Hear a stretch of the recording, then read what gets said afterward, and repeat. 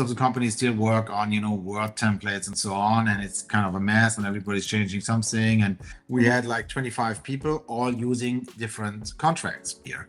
People are changing the jurisdiction place. Like we had like 57 different jurisdiction places, and actually it should be one in Frankfurt. And perhaps sometimes if a client absolutely wants his place to be the place, then fine. But in case of a legal dispute, it would have been a total nightmare. The logical approach to do that, so that people have some choices where they can change like percentage or whatever on the fee, but still have kind of the same template, and have it then documented all in one place so that we can monitor what's going on here. That was the main purpose.